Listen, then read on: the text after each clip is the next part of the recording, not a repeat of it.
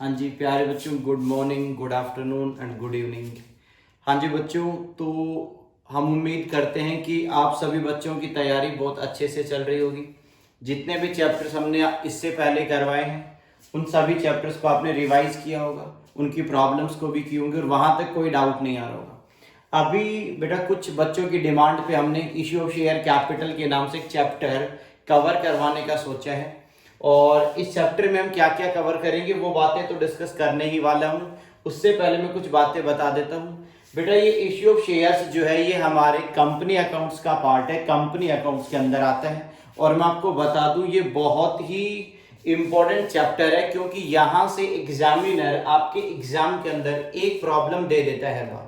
तो सभी बच्चों को पूरी ईमानदारी के साथ अच्छे से ध्यान लगाकर पढ़ना है। अगर आप यहाँ पे कंसेप्ट को समझोगे तो बेटा चैप्टर बहुत ही इंटरेस्टिंग है, आपको मजे आने वाले हैं इस चैप्टर को करते वक्त और इसकी सारी प्रॉब्लम बहुत आराम से आप कर पाओगे। कुछ भी रटने वाला नहीं है, सिर्फ कंसेप्ट को समझ के जाना है। अगर आपने कंसेप्ट पे थोड़ा काम किया होगा तो यकीनन आप एग्जाम में अच्छा सा परफॉर्म कर पाओगे। ठीक है, तो अब हम सीधा अपने टाइम को बर्बाद किए बगैर सीधा आपको चैप्टर पे लेके चलते हैं। और जैसा कि बेटा आप देख पा रहे हो ये मैंने व्हाइट बोर्ड के ऊपर कुछ नोटिंग्स आपके लिए बच्चों के लिए तैयार किए। जब भी आपको बेटा ये नोटिंग अपने रजिस्टर में उतारनी हो आप पहले वीडियो को पॉज करना, पहले नोटिंग करना और उसके बाद में आप समझना। ठीक है, कभी भी जब हम समझा रहे हैं तब आप नोटिंग नहीं करोगे, साथ साथ नोटिंग नहीं करनी, ये बात हमेशा याद रखना क्योंकि फेस टू फेस क्लासेज में तो हम बच्चे को नोटिंग करने ही नहीं देते साथ में। अब बेटा वीडियो क्लास है तो बच्चे के ऊपर कंट्रोल है, बच्चा जैसा मन में वैसे किए जा रहा है, हमें भी नहीं पता नालायक क्या कर रहा है घर बैठ के। तो हम चाहेंगे जब भी आपको ये पार्ट नोट करना हो तब आप समझना बंद करेंगे।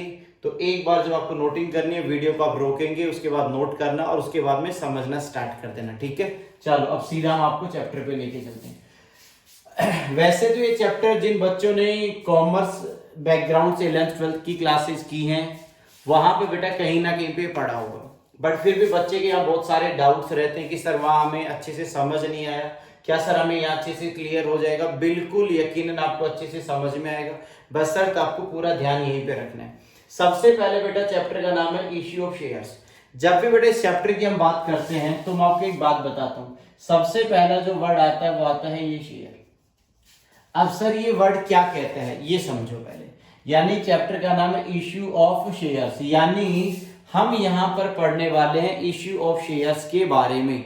तो सबसे पहले आप एक बात समझो बेटा, कोई भी कंपनी जो होती है अब उसे बिजनेस चलाने के लिए बच्चों फंड की जरूरत होती है। आप ऐसे समझो मैं एक कंपनी हूं और मुझे अगर कोई प्रोजेक्ट लगाना है कहीं पर तो बेटा मुझे फंड की जरूरत है। अब कंपनी क्या करती है? कंपनी बेटा हो सकता है बैंक से जाके लोन ले ले या हो सकता है बेटा पब्लिक में जाकर पब्लिक से लोन ले ले।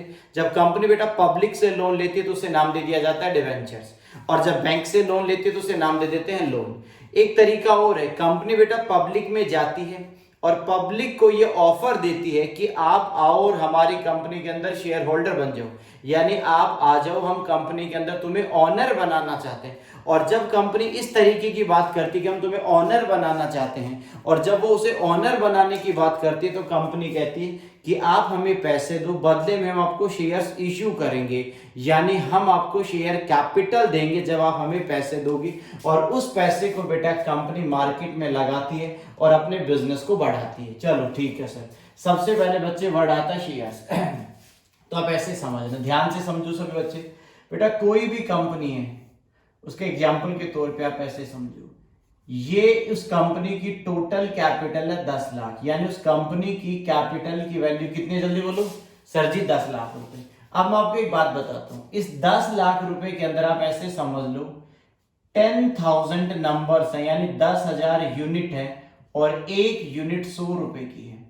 ध्यान से समझना, ये 10 लाख की जब बात होती है बेटा तो 10 लाख का मतलब होता है टोटल।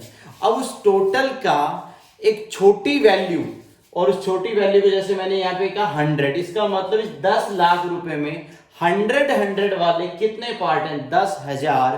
तो उस एक यूनिट को, इस 100 रुपीज की एक यूनिट को बेटा यहाँ शेयर बोला जाता है। यानी कहने का मतलब ये है इस 10 लाख का जो एक हिस्सा है 100 रुपए का, उस एक हिस्से को यहाँ पे शेयर के नाम से जाना जाता है। यानी किसी भी कंपनी की कैपिटल को जब हम छोटे छोटे पार्ट्स में डिवाइड करते हैं और उस एक पार्ट में जब उसे हम डिवाइड करते हैं 10, 50, 100, उस एक पार्ट को बच्चे यहाँ किसके नाम से जाना जाता है? शेयर के नाम से जाना जाता है। तो क्या लिखा? Share is the basic unit. Share क्या है? एक बेसिक यूनिट है into which the capital of A company is divided, जिसके अंदर हम एक कंपनी की कैपिटल को डिवाइड कर सकते हैं। जैसे कि आप यहाँ पे देखो, इस कंपनी की टोटल कैपिटल है 10 लाख और एक हिस्से का जैसे 100 रुपए का एक यूनिट बना दिया, उस एक यूनिट को यहाँ पे किसके नाम से जाना जाएगा? शेयर के नाम से जाना जाएगा। अब अगर हम बात करते हैं बेटा शेयर कैपिटल कितने टाइप्स की हो सकती है, मैंने फिर इसको थोड़ा डिटेल में और दे दिया, ब्रैकेट के अंदर आप इसे रीड कर लेना। अब शेयर कैपिटल दो तरीके की होती है। पहला होता है इक्विटी शेयर कैपिटल, दूसरा होता है बच्चों प्रेफरेंस शेयर कैपिटल। तो आप बच्चों ने पढ़ा होगा कैपिटल कितने टाइप्स की होती है, जल्दी बोलो। दो टाइप्स की। कौन कौन सी? इक्विटी और प्रेफरेंस। इक्विटी कौन होते हैं बेटा? इक्विटी कैपिटल बेसिकली कंपनी के अल्टीमेट ओनर्स को कहते हैं, यानी जिनके पास कंपनी की ओनरशिप है, यानी जिनके पास मालिकाना हक है, वो कहलाते हैं इक्विटी शेयर होल्डर। और इनको नॉर्मली बोला जाता है ऑर्डिनरी शेयर कैपिटल। क्या बोला जाता है, जल्दी बोलो? Ordinary share capital. अब दूसरा होता है बेटा प्रेफरेंस शेयर कैपिटल। प्रेफरेंस का मतलब क्या है? जिन लोगों के पास किसी चीज की प्रेफरेंस है, प्रेफरेंस का मतलब होता है प्रायोरिटी। अब किस चीज के अंदर प्रायोरिटी दी गई है? पहला, priority for dividend at fixed rate. Preference पे बेटा हमेशा डिविडेंड का रेट फिक्स्ड होता है। मतलब आप जब भी प्रेफरेंस कैपिटल देखोगे ऐसे लिखा हुआ मिलेगा 10% preference share capital, 12% preference share capital. इसका मतलब वहां पे डिविडेंड फिक्स्ड है 10%, 11%, 12%। तो प्रेफरेंस की पहली चीज क्या है? उनका रेट ऑफ डिविडेंड फिक्स है। दूसरा, उनको प्रायोरिटी दी गई है for repayment of capital.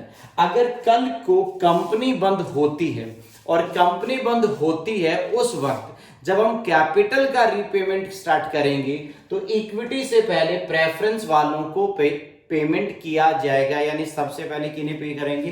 Preference को। और प्रेफरेंस को पेमेंट करने के बाद अगर बच्चों हमारे पास पैसे रहेंगे तो हम इक्विटी वालों को पे करेंगे। तो पहला नंबर किसका होगा? प्रेफरेंस। तो प्रेफरेंस के पास क्या राइट है? दो प्रायोरिटी है। पहला, उनको डिविडेंड फिक्स रेट पे मिलेगा, इक्विटी से पहले डिविडेंड मिलेगा। और दूसरा बेटा उनका कैपिटल का भी रीपेमेंट इक्विटी से पहले होगा। कब? जब कंपनी को वाइंड अप किया जाएगा। तो दो तरह की कैपिटल है, इक्विटी यानी ऑर्डिनरी कैपिटल, प्रेफरेंस जिनके पास दो अलग राइट है, प्रायोरिटी है। पहला रेट ऑफ डिविडेंड फिक्स है और दूसरा रीपेमेंट ऑफ कैपिटल में भी उनके पास प्रायोरिटी है। किसके कंपैरिजन में? इक्विटी के कंपैरिजन में। तो ये बेटा meaning of capital, sorry meaning of share बताया, दो तरीके की कैपिटल बताई। ठीक है, अब कुछ इस तरीके के आप नाम सुनोगे बहुत बार। शेयर कैपिटल के अंदर कुछ अलग अलग नाम मिलेंगे आपको। Authorised share capital, issued share capital, subscribed share capital, called up share capital. Called up में पढ़ोगे calls in arrears, paid up और कॉल्स इन एडवांस। अब ये क्या होता है इसके बारे में भी समझते हैं। अगर आपको यहां तक की बातें क्लियर है तो आप बताओ। तो बेटा एक इक्विटी था, एक प्रेफरेंस था। हाँ, दूसरे एक और बात बता दूं बेटा, इक्विटी का रेट ऑफ डिविडेंड कभी भी फिक्स नहीं होता। इक्विटी को कितना डिविडेंड मिलेगा कि नहीं मिलेगा, ये डिपेंड करता है कंपनी के प्रॉफिट्स पे।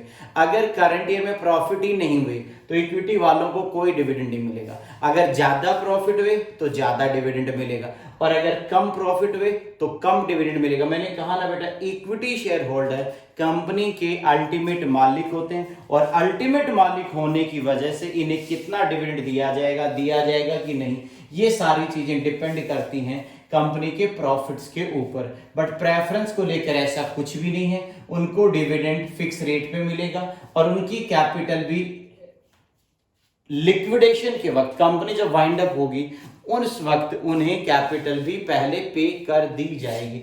ये दो बातें हैं। अब शेयर कैपिटल में सबसे पहला क्या आता है बेटा? Authorised share capital. अब ये क्या होता है?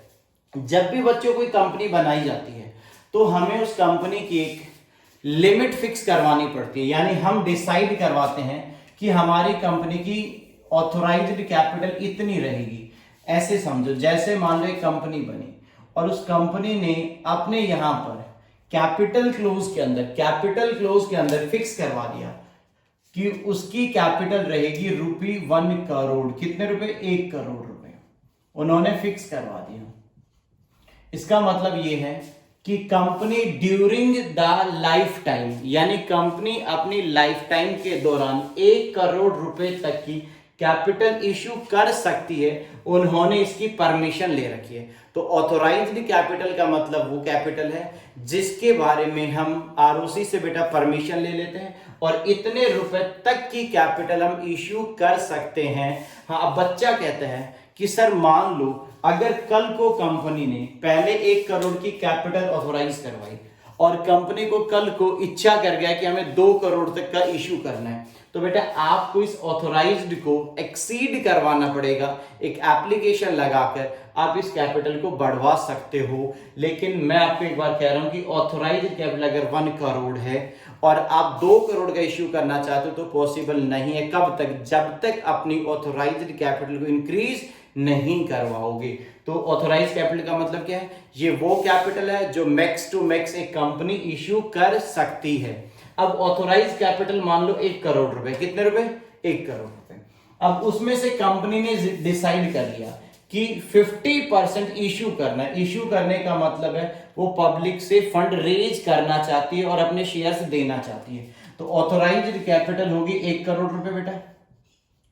अब ये तो मैक्सिमम है, इतने तक वो इश्यू कर सकती है। अब करना है कि नहीं करना ये कंपनी पे डिपेंड करता है। अब कंपनी ने सोचा है कि इसमें से 50 लाख रुपीस 50 लाख रुपए का इश्यू लेकर आना चाहती है, यानी 50 लाख रुपए तक की कैपिटल वो इश्यू करना चाहती है। अब 1 करोड़ में से अगर वो 50 लाख इश्यू करना चाहती है तो इसे ये बन जाएगी इश्यूड शेयर कैपिटल, यानी इतने रुपए तक वो कैपिटल इश्यू करना चाहती है।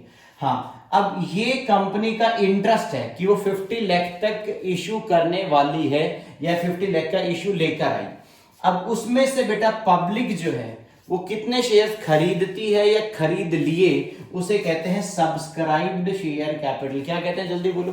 तो सबसे पहले ऑथोराइज्ड कैपिटल का मतलब है कंपनी के कैपिटल क्लोज में जो मैक्सिमम कैपिटल दी हुई है वो होती है ऑथोराइज्ड कैपिटल। उसमें से हम कितना इश्यू करते हैं वो कहलाता है इश्यूड शेयर कैपिटल। तो ऑथोराइज कितनी थी बच्चों? 1 करोड़। उसमें से इश्यू कितने के लेकर आए हम? 50 लाख। अब उसमें से पब्लिक ने कितने शेयर्स खरीदने में अपना इंटरेस्ट दिखाया। बेटा हम पब्लिक को इनवाइट करते हैं। अब यहां पे 3 पॉसिबिलिटी बनती है। कंपनी 50 लाख रुपए का इश्यू लेकर आई। अब हो सकता है पब्लिक ने पूरे 50 लाख शेयर्स को खरीदने के लिए एप्लीकेशन दे दी। क्या कहा मैंने? कंपनी 50 लाख का इश्यू लेकर आई और पब्लिक ने भी बेटा 50 लाख शेयर्स के लिए या ₹50 लाख के लिए एप्लीकेशन सबमिट करवा दी। तो इसे कहेंगे फुल सब्सक्रिप्शन। इधर देखो जल्दी से, क्या बोलेंगे? जल्दी बोलो। Full subscription. फुल सब्सक्रिप्शन का मतलब हमने इश्यू कितने का किया था? 50 लाख और पब्लिक ने पूरे कितने के लिए एप्लीकेशन दे दी? 50 लाख। तो क्या कहलाएगा? बोलो। Full subscription. दूसरा बेटा 50 लाख का इश्यू लेकर आए और पब्लिक ने मान लो 45 लाख के लिए अप्लाई किया। कितने के लिए अप्लाई किया? ओनली 45 लाख के लिए उन्होंने अप्लाई किया। तो कहलाता अंडर सब्सक्रिप्शन। जितना हम इश्यू करना चाहते थे अगर उससे नंबर्स हमें कम रिसीव होते हैं तो कहलाता अंडर सब्सक्रिप्शन। और तीसरा पब्लिक ने बेटा हमें खूब रिस्पॉन्स दिया। हम इश्यू करना चाहते हैं 50 लाख और पब्लिक की तरफ से 70 लाख की एप्लीकेशन आई। 70 लाख शेयर्स को खरीदने में पब्लिक ने इंटरेस्ट दिखाया, यानी 70 लाख के लिए हमारे पास एप्लीकेशन रिसीव्ड होगी। तो बच्चों में क्या बनता है? Over subscription. तो कितनी बातें बताई मैंने कैपिटल को लेकर। ऑथोराइज्ड जो मैक्सिमम है, ऑथोराइज्ड में से कितना इश्यू करते हो इश्यूड बन जाता है। इश्यूड में से पब्लिक का क्या रिस्पॉन्स आया। पब्लिक बेटा बराबर के लिए भी रिस्पॉन्स दे सकती है। जितना कंपनी चाहती है उतने के लिए उन्होंने अप्लाई किया, जितना कंपनी चाहती है उससे कम के लिए अप्लाई किया तो अंडर सब्सक्रिप्शन, और अगर जितना कंपनी चाहती है उससे ज्यादा के लिए अप्लाई किया तो कहलाता है ओवर सब्सक्रिप्शन। बोलो हाँ या ना? एकदम सर, बरोबर क्लियर है? क्लियर है सर। तो अब एक बात बताऊं, नॉर्मली एग्जाम के अंदर मैं आपको एक बात कह सकता हूं, ये फुल सब्सक्रिप्शन वाली प्रॉब्लम नहीं होती। हाँ, एक बात जरूर बता देता हूं बेटा, अंडर सब्सक्रिप्शन जब भी होता है ना तो वैसे नॉर्मली मैं आपको एक बात बता दूं, कंपनीज एक्ट के अकॉर्डिंग अगर हम चलें तो किसी भी कंपनी को, जिस भी कंपनी को बेटा शेयर इश्यू करने हैं वहां पर एक लिमिट है, मिनिमम टू मिनिमम 90% सब्सक्रिप्शन होना जरूरी है। कितना परसेंट? 90%। दैट मीन्स अगर एक कंपनी, ध्यान से समझो बच्चों, अगर एक कंपनी 100 शेयर इशू करती है तो कम से कम 90 शेयर्स के लिए एप्लीकेशन आना जरूरी है।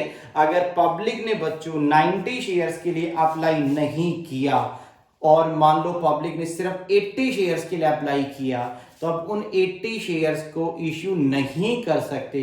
उन 80 शेयर्स पे जो भी पैसा आपको मिला है वो पैसा आपको रिफंड करना पड़ेगा, क्योंकि मिनिमम टू मिनिमम आप इश्यू या अलॉटमेंट तब ही कर पाओगे, उन्हें शेयर्स अलॉट तब ही करोगे बच्चों जब आपको 90% सब्सक्रिप्शन हो जाएगा। इसका मतलब अगर फुल सब्सक्रिप्शन है तब तो अच्छी बात है, सभी को शेयर दे देंगे। अंडर सब्सक्रिप्शन में क्या देखना है कि मिनिमम कितनी एप्लीकेशन आ जानी चाहिए? 90%।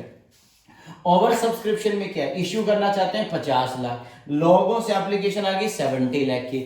इसका मतलब यहां पर हमें कुछ ना कुछ सिस्टम बनाना पड़ेगा कि ये 20 लाख जो एक्स्ट्रा एप्लीकेशन आई हैं उन्हें कैसे रिजेक्ट किया जाए।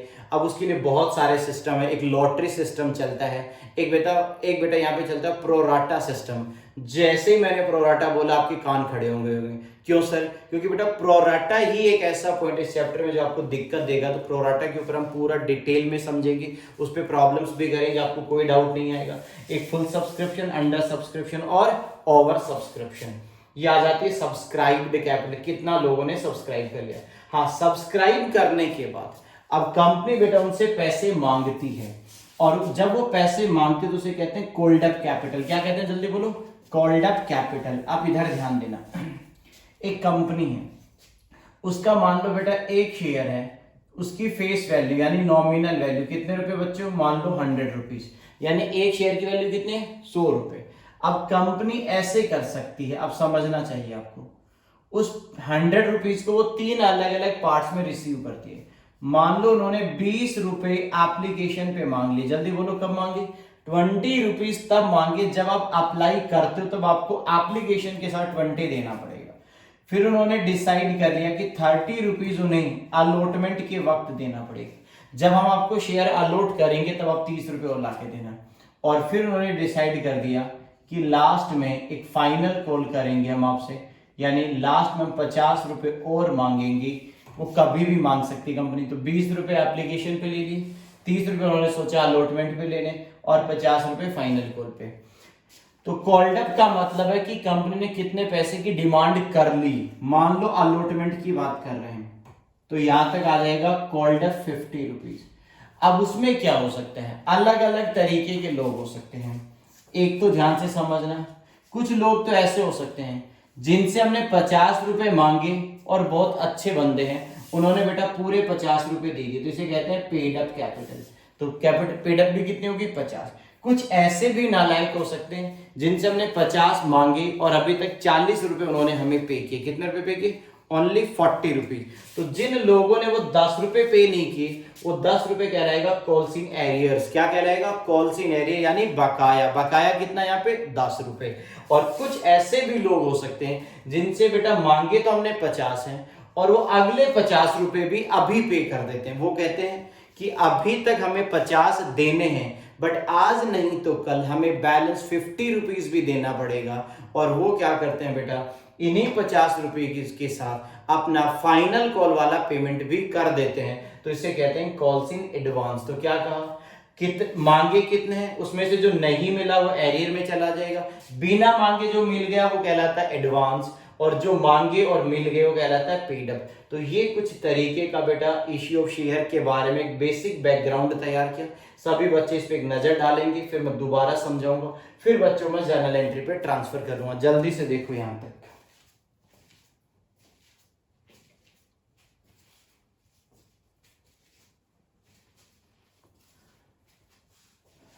हाँ जी, देख रहे हो बेटा? तो शेयर का मतलब समझ में आ गया। दो तरीके के शेयर्स होते हैं, इक्विटी और प्रेफरेंस। कैपिटल भी मैंने बता दी, authorised, issued, subscribed, called up. Arrear का मतलब जिन्होंने पैसे नहीं दिए, जिन्होंने दे दिया कितना दे रखा वो पेड अप में चला जाएगा, और जिन्होंने बिना मांगे ही ज्यादा पेमेंट कर दिया वो क्या कहलाएगा? कॉल्स इन एडवांस के नाम से। तो ये एक बेसिक बैकग्राउंड तैयार किया है। अब हम सीधा अपने आप को इधर से ट्रांसफर कर लेते हैं, क्योंकि बच्चों एग्जाम के अंदर हमें जर्नल एंट्रीज मांगी जाती हैं। अब जर्नल एंट्रीज कैसे तैयार होंगी वो सुनना ध्यान से, बहुत इंटरेस्टिंग है। मैंने पहले ही कहा, आपको थोड़ा ध्यान लगाना पड़ेगा। अब सर जर्नल एंट्री समझाओ आप एक एक करके। बेटा एक बात बताता हूँ, कोई भी कंपनी जब शेयर्स इश्यू करती है तो सबसे पहले बेटा वो मार्केट के अंदर एक प्रोस्पेक्टस इश्यू करती है। प्रोस्पेक्टस का मतलब क्या है, उसके अंदर कंपनी की डिटेल्स होती हैं। कंपनी का नाम क्या है, कंपनी इनकॉर्पोरेट कब हुई, कंपनी का बिजनेस क्या है, और कंपनी कितने रुपए का इश्यू लेकर आना चाहती है। ये ऐसा ही है जैसे हम अपने यहाँ पर जाके सीए इंस्टीट्यूट के पास या सीएमए इंस्टीट्यूट के पास जाकर जब बच्चों में एडमिशन लेते हैं, और एडमिशन के वक्त हम उन्हें जब हम जाते हैं तो इंस्टीट्यूट की डिटेल्स के लिए हम एक प्रोस्पेक्टस प्रोवाइड करवा देते हैं कि हमारा ऑब्जेक्ट क्या है, हमारा मिशन क्या है। आप फाउंडेशन के लिए अगर एनरोल करवाना चाहते हो तो आपको ये कंडीशंस पूरी करनी पड़ेंगी। अगर आप इंटर के लिए जाना चाहते हो तो ये कंडीशन पूरी करनी पड़ेंगी, और फाइनल के लिए जाना चाहते हो ये कंडीशन पूरी। तो वो एक प्रोस्पेक्टस है जहां पर कंपनी के बारे में डिटेल्स प्रोवाइडेड होती है। अब सबसे पहले कंपनी क्या कहती है कि किसी भी बंदे को अगर शेयर्स खरीदने हैं, और शेयर्स खरीदने के लिए वो क्या करेगी, ध्यान से देखना। वो शेयर्स खरीदने के लिए बेटा यहां सबसे पहले लोगों को कहती है कि आप अप्लाई करो। अप्लाई करने का मतलब है एक एप्लीकेशन फॉर्म होता है। उस एप्लीकेशन फॉर्म के अंदर वो क्या करेंगे, हर शेयर होल्डर अपनी डिटेल्स देगा। उसका नाम क्या है, उसका ऑक्यूपेशन क्या है, कितने शेयर्स खरीदना चाहता है। तो जब वो स्टार्टिंग में सारी बातें के बारे में बताता है कंपनी को, और कंपनी से शेयर खरीदने में अपना इंटरेस्ट दिखाता है, तो कंपनी से स्टार्टिंग में कुछ पैसे ले लेती है। अभी उसे शेयर्स नहीं दिए गए, ये देखो यहाँ पे उससे जैसे कंपनी ने बना दिया कि 100 में से 20 रुपीज तो कब पे करने हैं, एप्लीकेशन के वक्त पे करने हैं। अब जो भी शेयर होल्डर कंपनी से शेयर्स खरीदना चाहता है, जैसे राम है, अगर बेटा वो 100 शेयर्स खरीदना चाहता है तो राम को 100 शेयर्स पे 20-20 रुपए देने पड़ेंगे। इसका तो उसे कितने रुपए पेमेंट करना पड़ेगा, उसे बेटा 2000 रुपए कंपनी को देने पड़ेंगे 100 शेयर्स खरीदने के लिए। ऐसे कंपनी को अलग अलग लोगों से बेटा पैसे मिलते हैं। अब ऐसे समझो मैं कंपनी हूं और बेटा मुझे अलग अलग लोगों से पैसे आए, तो बताओ मेरे बैंक का बैलेंस बढ़ जाएगा कि नहीं। बेटा कैश या बैंक हमारी एसेट होती है, जब पैसा आएगा तो हमारा कैश और बैंक का बैलेंस बढ़ जाएगा। तो सिंपल एंट्री क्या बनेगी, रिसीट ऑफ एप्लीकेशन मनी। जब हमें एप्लीकेशन पे पैसा मिलेगा तो एंट्री बनेगी बैंक अकाउंट डेबिट, यानी पैसे आए। अब दूसरी बात, क्या हमने वाकई में हमने इसके बदले में शेयर्स दे दिए, नहीं। इसलिए बेटा एक सेपरेट अकाउंट ओपन किया जाता है जिसका नाम होता है शेयर एप्लीकेशन, और इस अकाउंट को मैं एक तरीके की लायबिलिटी कंसीडर करता हूं, और इस अकाउंट में पैसा तब तक आता रहेगा जब तक आप उन्हें शेयर्स अलॉट नहीं कर दोगे। तो मैंने क्या कहा, लोगों ने हमें एडवांस में पेमेंट किया, अभी तक शेयर्स दिए नहीं, एडवांस पेमेंट कर दिया उन्होंने, तो पैसे आए। तो बैंक अकाउंट डेबिट, कितना पैसा मिला और किसके लिए मिला, एप्लीकेशन के नाम से पैसा मिला, तो कहां पर आएगा, टू शेयर एप्लीकेशन। और यहां पर क्या लिखा, अमाउंट एक्चुअली रिसीव्ड, जितना भी पैसा कंपनी को मिला उस फुल अमाउंट से ये एंट्री पास कर दी जाएगी। अब बेटा उनसे पैसे मिल गए, अब कुछ दिनों बाद में जब हम उन्हें शेयर्स अलॉट करेंगे, यानी बेसिकली उन्हें शेयर्स देंगे, तो मैंने क्या लिखा, ट्रांसफर टू कैपिटल। ध्यान से देखना, इस एप्लीकेशन के पैसे को कैपिटल में ट्रांसफर कर रहा हूं, ऑब्लिक रिफंड। अगर किसी ने ज्यादा पेमेंट कर दिया तो उसका पैसा लौटा दो, ठीक है। Excess transfer to allotment account, और कुछ एक्स्ट्रा है तो अलॉटमेंट के अकाउंट में ट्रांसफर कर दो। सर समझ नहीं आया, अब आप ऐसे समझो, एप्लीकेशन पे जो पैसा मिला है, ऐसा नहीं हो सकता क्या कि राम ने बेटा 200 शेयर्स के लिए अप्लाई किया, और मान लो राम की जो एप्लीकेशन थी उसके अंदर बेटा कुछ गड़बड़ थी। गड़बड़ का मतलब है उसने मान लो एप्लीकेशन के अंदर प्रॉपर इंफॉर्मेशन नहीं दी, यानी जो जो मैंडेटरी एरियाज थे जिनके बारे में डिटेल देनी चाहिए थी, राम ने बेटा उसे मिस कर दिया। तो कंपनी क्या करेगी, राम की 200 एप्लीकेशन को रिजेक्ट कर देगी और राम को कोई शेयर नहीं दिया जाएगा। तो बताओ, राम को शेयर नहीं दोगे बात जमती है, बट बेटा उसका जो पैसा आपने ले रखा है वो लौटाना चाहिए कि नहीं लौटाना चाहिए, एकदम लौटाना चाहिए। तो सर क्या काम है यहाँ पर, क्या हो सकता है, ट्रांसफर टू कैपिटल। जब आप उसे शेयर दे दोगे तो उसको कैपिटल में ट्रांसफर कर देंगे, जब आप उसे शेयर नहीं दोगे तो रिफंड कर देंगे उसका पैसा। और अगर उसने कुछ एक्स्ट्रा दे रखा है, अब ऐसा भी हो सकता है कि राम ने 20 रुपए ये भी दे दिए और 30 रुपए ये भी दे दिए अलॉटमेंट वाले, तो हम इस 30 रुपए का जो एक्स्ट्रा मिला उसे कहाँ ट्रांसफर कर देंगे, अलॉटमेंट में ट्रांसफर करेंगे। तो एंट्री क्या बनेगी, शेयर एप्लीकेशन, जो भी पैसा मिला वो यहाँ पर आ जाएगा टोटल, ठीक है। अच्छा, जिन लोगों को शेयर्स दे दिए हैं वो अमाउंट चली जाएगी शेयर कैपिटल के अकाउंट में। कहाँ ट्रांसफर कर दोगे, शेयर कैपिटल के अकाउंट में।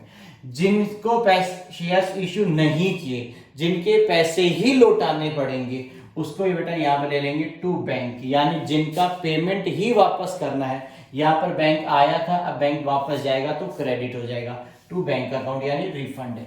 और अगर किसी ने ये 30 रुपए भी दे रखे हैं अलॉटमेंट वाले, एक्स्ट्रा अभी ही पे कर दिए, तो बेटा यहाँ पर आ जाएगा टू शेयर अलॉटमेंट। तो क्या कहा मैंने, या तो उसने उतना ही पेमेंट कर रखा था जितने के उसे शेयर्स दिए, अगर उतना ही पेमेंट है तो टू शेयर कैपिटल। अब बेटा कंपनी अपने शेयर्स इश्यू करेगी तो कंपनी की कैपिटल का क्रेडिट बैलेंस होता है, इश्यू करने से क्रेडिट हो जाएगा। अगर उसने ज्यादा दे रखे और हमने उसे शेयर्स भी नहीं दिए तो टू बैंक उसका पैसा वापस लौटा दो, पैसे रिफंड कर दो कि भैया हम आपको शेयर्स नहीं दे रहे। हाँ, उसने अगर ये 30 रुपीज भी हमें पे कर रखे हैं तो आपको 20 रुपए की कैपिटल बन जाएगी। 30 रुपीज जो एक्स्ट्रा दे रखे हैं ये अलॉटमेंट का कंसीडर कर लेंगे कि अलॉटमेंट के वक्त ये काम में ले लिए जाएंगे। तो पहले यहाँ पर पैसे मिले, अब जो पैसे मिले या तो उससे कैपिटल बनेगी या उसके पैसे लौटा दिए जाएंगे, या कुछ ज्यादा दे रखे तो अलॉटमेंट के वक्त काम में ले लिए जाएंगे, ठीक है सर। तीसरा, अब अलॉटमेंट का पैसा ड्यू हुआ, अब ये 30 रुपए की ड्यू डेट आ गई। जब 30 रुपए की ड्यू डेट आ गई तो आप उन लोगों से मांगोगे, इसका मतलब एक तरीके की एसेट क्रिएट करोगे, एसेट बनाओगे, यानी उनसे पैसे लेने हैं। तो एंट्री बनेगी शेयर अलॉटमेंट अकाउंट डेबिट। क्या कहा मैंने, share allotment account debit. For example ये 30 रुपए है तो यहाँ पर आ जाएगा शेयर अलॉटमेंट 30 और टू शेयर कैपिटल, 30 रुपए की कैपिटल बना देंगे। कभी कभी ऐसा भी हो सकता है कि कंपनी अपने शेयर्स प्रीमियम पे इश्यू कर दे। ये 100 का शेयर मान लो 110 पे इश्यू किया जाता है, कितने पे बच्चों, 110। तो जो 10 रुपीज है वो बेटा प्रीमियम है। अब वो जो 10 रुपए एक्स्ट्रा है, हो सकता है कंपनी वो 10 रुपए इसके साथ मांग रही हो और यहां पर कंपनी 30 + 10 40 रुपीज की डिमांड कर रही हो। बेटा ऐसा हो सकता है ये 100 रुपए की फेस वैल्यू वाला 110 में इश्यू किया जाता हो, यानी 10 रुपए हम एक्स्ट्रा ले रहे हैं। तो ये 10 रुपए मान लो अगर आप अलॉटमेंट पे ले रहे हो तो एंट्री क्या बनेगी, शेयर अलॉटमेंट अकाउंट डेबिट 40, यहां पर आ जाएगा 40। बट कैपिटल फेस वैल्यू से क्रिएट होती है आपको पता है, तो आ जाएगा टू शेयर कैपिटल, और जितने एक्स्ट्रा चार्ज कर रहे हो आ जाएगा शेयर अलॉटमेंट के अंदर। तो एंट्री क्या बनेगी, शेयर अलॉटमेंट 40, कैपिटल बनेगी 30, और जो एक्स्ट्रा पैसे ले रहे हो आप प्रीमियम पे इश्यू किया वो अमाउंट चला जाएगा सिक्योरिटी प्रीमियम के अकाउंट में। बोलो हाँ या ना, जी सर। तो पहले एंट्री रिसीट एप्लीकेशन का पैसा मिला, अब उस एप्लीकेशन को या तो आप कैपिटल में बदल दोगे या अगर एक्स्ट्रा है तो रिफंड कर दोगे, और कुछ एक्स्ट्रा और रह गई तो आप उसे अलॉटमेंट के काम में ले लोगे। फिर अलॉटमेंट का पैसा ड्यू हुआ, अब अलॉटमेंट का पैसा ड्यू होने के बाद क्या करोगे, अब कुछ दिनों बाद में वो पैसा मिल गया तो यहाँ पर जो एसेट बनाई थी शेयर अलॉटमेंट, उस एसेट को खत्म कर दिया जाएगा। एसेट का डेबिट बैलेंस है, खत्म करने के लिए क्रेडिट, तो ये हो जाएगा टू शेयर अलॉटमेंट। ये देखो एकदम सर, और पैसा मिला तो cash oblique bank account debit, यानी पैसा है बैंक अकाउंट डेबिट। तो 4 एंट्री जल्दी से पढ़कर देखो जल्दी से इन 4 एंट्रीज को पढ़कर देखो बेटा, फिर आगे की एंट्री समझाएंगे।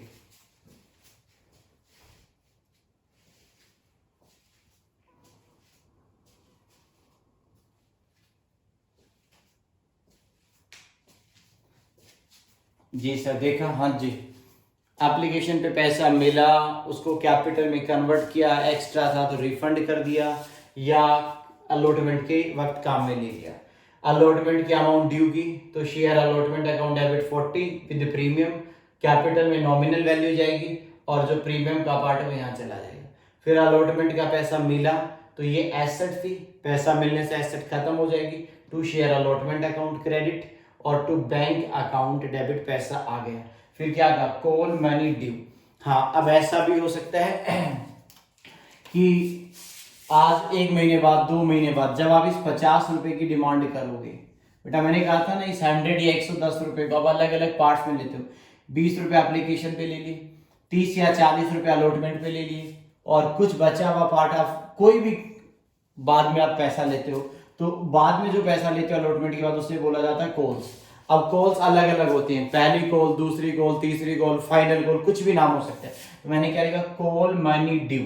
अब जो भी कॉल है, जैसे पहली कॉल होगी तो शेयर कॉल अकाउंट डेबिट, अब सेकंड होगी तो share second call account debit, final होगी तो share final call account debit. यानी जिस भी कॉल के पैसे मांग रहे उस कॉल को यहाँ डेबिट कर देंगे, यहाँ डॉट डॉट में बेटा उस कॉल का नाम आ जाएगा कि कौन सी कॉल के पैसे, और टू शेयर कैपिटल बन जाएगी। जब ये मान लो फाइनल कॉल है तो एंट्री बनेगी share final call account debit to share capital. और जब पैसे मिल जाएंगे, ये है बेटा एसेट, मिलने से हमारे पास पैसे आ जाएंगे, और पैसे आ जाएंगे तो बैंक अकाउंट डेबिट, और वो जो हमारे यहाँ पर एसेट बनी थी उस एसेट को खत्म कर दिया जाएगा। जल्दी से पढ़ो बेटा, यहाँ पर उस अमाउंट को ड्यू किया, ड्यू करने का मतलब एक एसेट क्रिएट कर लिया, और जब पैसे मिलेंगे तो एसेट को खत्म कर देंगे। देखो उसका डेबिट बैलेंस है, खत्म करने के लिए क्रेडिट कर दिया, और पैसे मिले तो बैंक का बैलेंस बढ़ जाएगा। जल्दी से इस पे नजर डालो। हाँ जी बच्चों, तो अभी हमने बेटा यहां तक की एंट्रीज को समझा था। सर कहां तक, ये देखो एप्लीकेशन वाली एंट्री से लेकर कॉल अमाउंट रिसीव्ड तक की एंट्रीज को हमने समझ लिया। ओके सर, देन अब क्या समझेंगे? अभी बेटा मैं आपको लेकर चलता हूं इस चैप्टर के अंदर दो अलग पॉइंट्स हैं, calls in arrear as well as calls in advance. अब कॉल्स इन एरियर क्या होता है, कॉल्स इन एडवांस क्या होता है, उसकी जर्नल एंट्रीज कैसे पास होती हैं, और क्या उसकी अकाउंटिंग करने का तरीका है, वो सारी बातें अब हम यहां पर देखने वाले हैं। चलो सबसे पहले एक बात समझना। बोलो सर। बेटा सबसे पहले मैंने, ध्यान से समझो, यहां तक की 6 एंट्रीज आपको समझा चुका हूं, और अब मैं सीधा यहां पर आपको लेकर आया हूं, और ये पार्ट जो आपके साथ दिखाई दे रहा है इस साइड के अंदर, ये पार्ट बेटा एंट्रीज का पार्ट है। पहले इसे आप समझ लो, देन आप नोट कर लेना। सबसे पहले बेटा एक बात समझ लेना, कॉल्स इन एरियर्स क्या होता है? कॉल इन एरियर का मतलब होता है कंपनी ने अपने शेयर होल्डर से पैसे मांगे।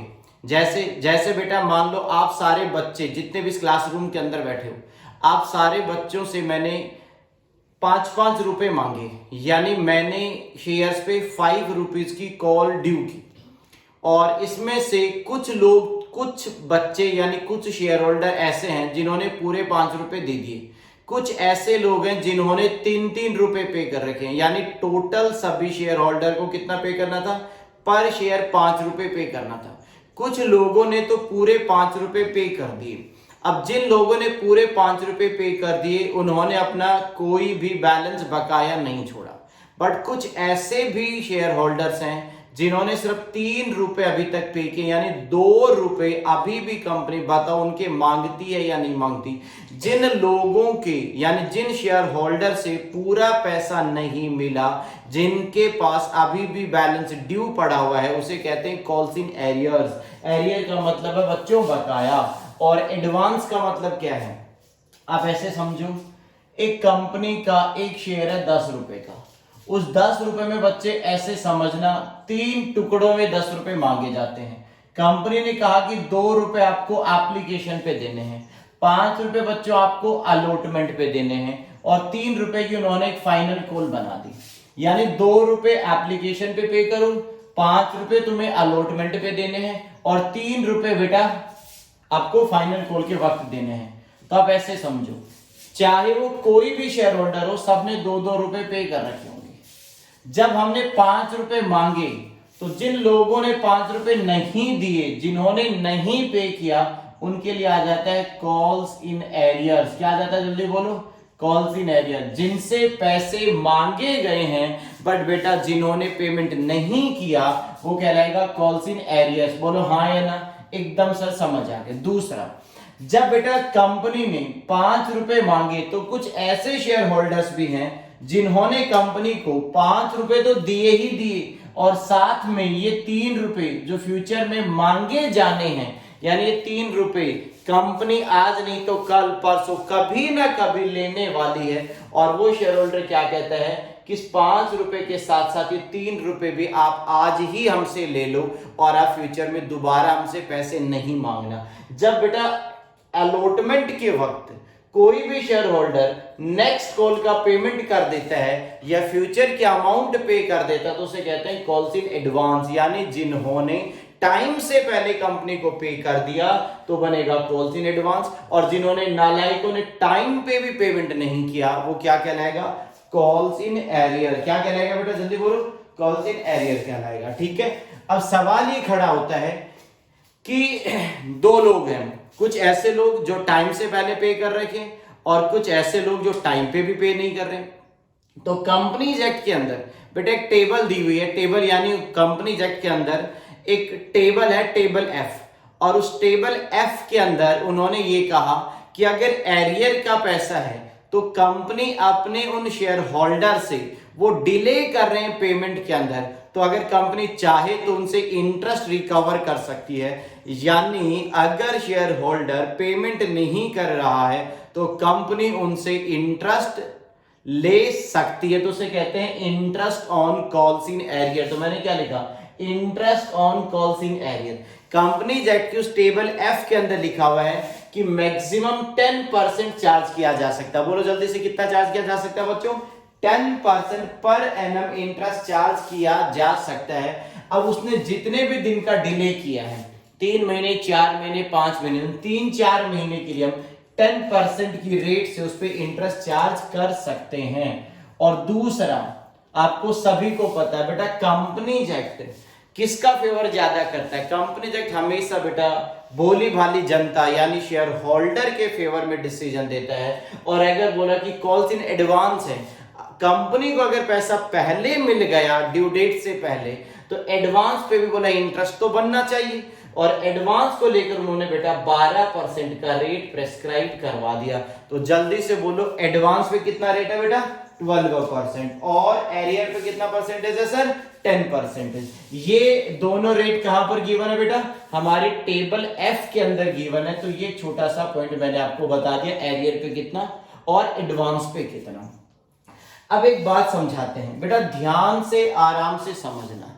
अच्छा, पहले तो आप ये समझो एरियर कब रहता होगा। एरियर का मतलब क्या है, कंपनी ने शेयर होल्डर से पैसे मांगे और उन लोगों ने पेमेंट नहीं किया, तो अगर कंपनी चाहे तो यहां पर एक स्पेसिफिक अकाउंट ओपन कर सकती है, और उस अकाउंट का नाम होता है कॉल्स इन एरियर्स, यानी कितनी कॉल्स बकाया हैं यानी आउटस्टैंडिंग हैं जिनका पेमेंट अभी तक नहीं मिला।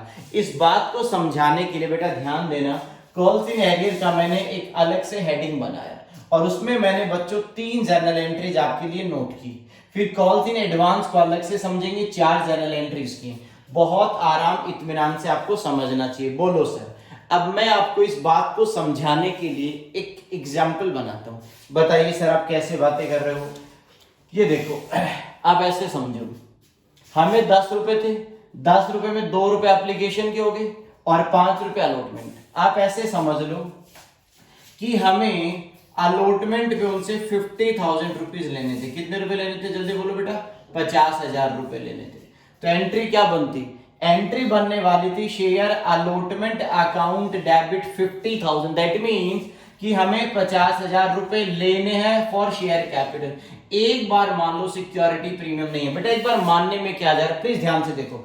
शेयर अलॉटमेंट अकाउंट डेबिट 50,000 और टू शेयर कैपिटल 50,000, यानी 50,000 रुपए हमने अलॉटमेंट की अमाउंट बुक कर ली। अब बेटा दो बातें हैं, या तो पूरे 50,000 मिल जाएंगे, अगर पूरे 50,000 मिल जाते हैं तो एरियर का कंसेप्ट नहीं बनेगा। हाँ, अगर कुछ पैसा मिल जाए और कुछ बकाया रह जाए तो एरियर का कंसेप्ट आ जाएगा। अब अगला पॉइंट है अलॉटमेंट अमाउंट रिसीव्ड। अब मैं मान के चल रहा हूं, मैं फिर से कह रहा हूं, अज्यूम्ड कर रहा हूं कि ये पूरे 50,000 इन लोगों ने पे नहीं किए, इनमें से सिर्फ उन्होंने 45,000 का पेमेंट किया, यानी टोटल पेमेंट होना था कितना, 50,000, बट उन्होंने पे कितना किया बच्चों, 45,000। इसका मतलब यहां पर एंट्री बनेगी बैंक अकाउंट डेबिट 45,000 और शेयर अलॉटमेंट अकाउंट क्रेडिट 45,000। बोलो हाँ या ना। अब एक नजर सभी स्टूडेंट यहां पे डालेंगे। बोलो सर, ये देखो बेटा, अलॉटमेंट का यहां डेबिट बैलेंस है बच्चों 50,000, एकदम क्लियर, और अलॉटमेंट का पैसा मिला 45,000, तो अलॉटमेंट को 45,000 से तो सेट ऑफ कर दिया। बताओ, अलॉटमेंट 50 का डेबिट 45 क्रेडिट, तो अभी भी अलॉटमेंट के अकाउंट में 5,000 रुपए बैलेंस है या नहीं, बस इतना सा जवाब दो। सर अलॉटमेंट के खाते में अभी भी 5,000 रुपए पड़े हुए हैं, और ये 5,000 रुपए कंपनी को अभी तक मिले नहीं है। तो कंपनी अगर चाहे तो ध्यान से समझना, कंपनी के पास दो ऑप्शन है, या तो कंपनी इस 5,000 को अभी भी शेयर अलॉटमेंट के अकाउंट में ही रहने दे, यानी उसे शेयर अलॉटमेंट के अकाउंट में ही 5,000 रुपए आने दे। एक तरीका तो यह है। दूसरा तरीका है बेटा, कंपनी अगर चाहे तो ये 5,000 जो बैलेंस है यानी जो ड्यू पार्ट है, इसे कंपनी अगर चाहे तो बेटा कॉल्स इन एरियर के अकाउंट में ट्रांसफर कर सकती है। कहां ट्रांसफर कर सकती है बेटा? कॉल्स इन एरियर्स के अकाउंट में ट्रांसफर कर सकती है। अब कॉल्स इन एरियर का मतलब कंपनी को इतने पैसे लेने हैं। अब कंपनी बेटा कॉल्स इन एरियर को एक एसेट बना लेती है। क्या बना लेती है? Calls in arrear account debit. तो इधर ध्यान दो, तो देखो मैंने क्या लिखा, अमाउंट ट्रांसफर्ड। आप यहां के 5,000 के बैलेंस को यहां पे ट्रांसफर कर दोगे। किसमें ट्रांसफर कर देंगे? कॉल्स इन एरियर्स के अकाउंट में। तो एंट्री मालूम है क्या बनेगी?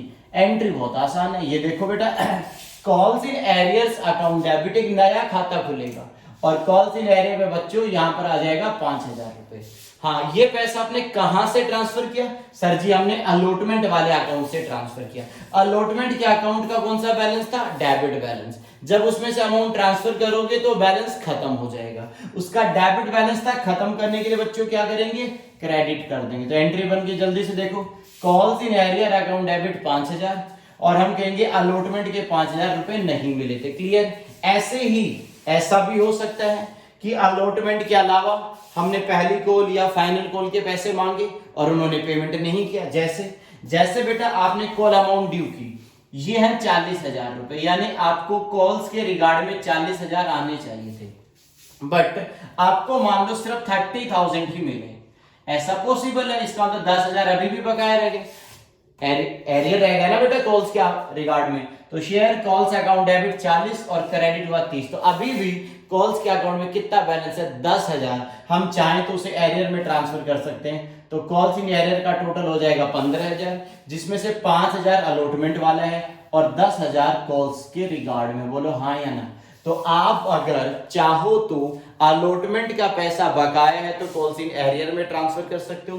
अगर किसी कॉल का पैसा बकाया है तो उसे भी कॉल्स इन एरियर में ट्रांसफर कर सकते हो, उसके साथ ही एंट्री बनेगी। क्लियर? दूसरा, अब बेटा कॉल्स इन एरियर है। एरियर का मतलब है कि कंपनी शेयर होल्डर के पैसे मांगती है और वो पेमेंट करने में डिले कर रहे हैं। तो एक बात बताओ, कंपनी के पास राइट है या नहीं किस चीज का?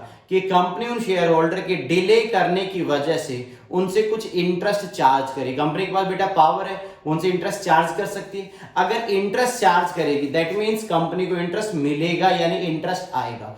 इंटरेस्ट बेटा कंपनी के लिए इनकम बनेगी। अभी मिला नहीं है, पहले इंटरेस्ट को बुक कर लो। अच्छा, इंटरेस्ट किससे लेंगे हम? शेयर होल्डर से। तो मैंने क्या लिखा? Interest due on calls in arrears. अगर आपने कॉल्स इन एरियर्स पे इंटरेस्ट ड्यू कर दिया तो एंट्री बनेगी, एसेट बनाओगे शेयर होल्डर के नाम से। तो नाम क्या पड़ा? Sundry share holders account debit. जितना भी उनका इंटरेस्ट बनेगा इन 15,000 पे, मान लो 500 रुपए इंटरेस्ट बना, तो एंट्री बनेगी sundry share holders account debit 500, यानी हमें 500 रुपए शेयर होल्डर से लेने हैं। किसके लिए? Interest on calls in arrear. ये हमारी इनकम है और इनकम तो बच्चों ऑलवेज क्रेडिट बैलेंस होता है, इसलिए interest on calls in arrear को क्रेडिट कर दिया। हाँ, ये सन्ड्री शेयर होल्डर तब तक आपकी बुक्स में आते रहेंगे जब तक आपको एक्चुअल में ये 500 रुपए का इंटरेस्ट नहीं मिल जाता।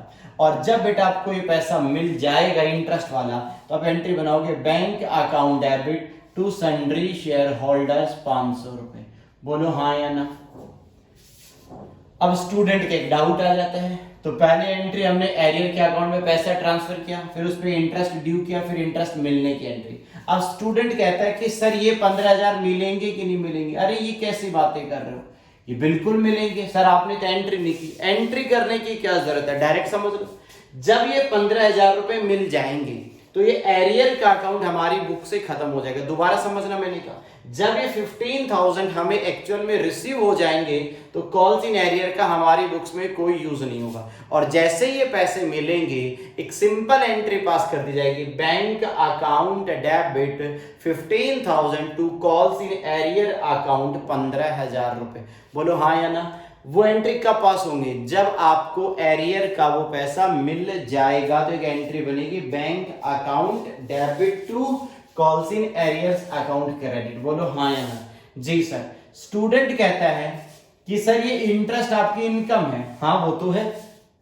तो सर इस इंटरेस्ट की इनकम को पीएनएल में नहीं ले जाना चाहिए क्या? बिल्कुल ले जाना चाहिए। आप ले जाना चाहते हो एंट्री बना दो, इस इंटरेस्ट को पीएनएल में ट्रांसफर करोगे तो प्रॉफिट का बैलेंस बढ़ेगा। तो एंट्री बनेगी interest on calls in arrear account debit और to profit and loss account. अगर हम चाहें तो यहां पर दो एंट्री और पास कर सकते हैं। एक एरियर का पैसा मिलेगी तब क्या एंट्री बनेगी, दूसरा इंटरेस्ट की इस अमाउंट को पीएनएल में ट्रांसफर करने की क्या एंट्री बनानी। तो मैं फिर से बोल रहा हूं, अगर पैसे मिलने की बात कर रहे हैं एरियर का तो एंट्री बनेगी बैंक अकाउंट डेबिट यानी पैसा आया और कॉल्स इन एरियर के नाम की एसेट खत्म करना। दूसरा इंटरेस्ट की उस अमाउंट को इनकम है सो पीएनएल में ट्रांसफर करेंगे तो एंट्री बनेगी interest on calls in arrears account debit और to profit and loss account. ये हमारी तीन एंट्रीज जो मैंने नोट कर रखी, दो एंट्रीज मैंने आपको अलग से बता दी। क्लियर है बच्चों? यहां तक जल्दी से देखो। हाँ जी सर। उसके बाद में कॉल्स इन एडवांस समझाएंगे, पहले ऊपर की तीनों एंट्रीज को पढ़कर देखो। जल्दी से पढ़ लिया?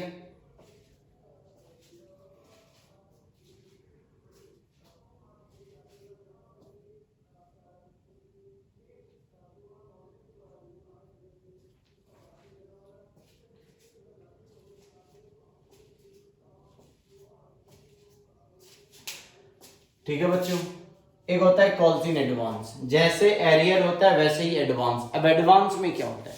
एडवांस का मतलब यहां पर यह है कि कंपनी ने, ध्यान से समझना, कंपनी ने पैसे मांगे नहीं, उससे पहले बेटा उन लोगों ने पेमेंट कर दिया।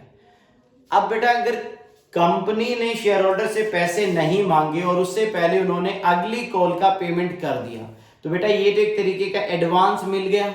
और एडवांस अगर हमें किसी से मिलता है तो बेटा लायबिलिटी होती है। जैसे जैसे बेटा मैं आप बच्चों को पढ़ाता हूं, अब आप बच्चों ने मान लो मेरे पे ग्रुप 1 पढ़ रहे थे, ग्रुप 1 के अकाउंट्स, और आपने ग्रुप 1 के अकाउंट्स पढ़ते पढ़ते कहा कि सर हम ग्रुप 2 के भी अकाउंट्स आपसे ही पढ़ेंगे, आप ग्रुप 2 का पेमेंट पहले ही ले लो।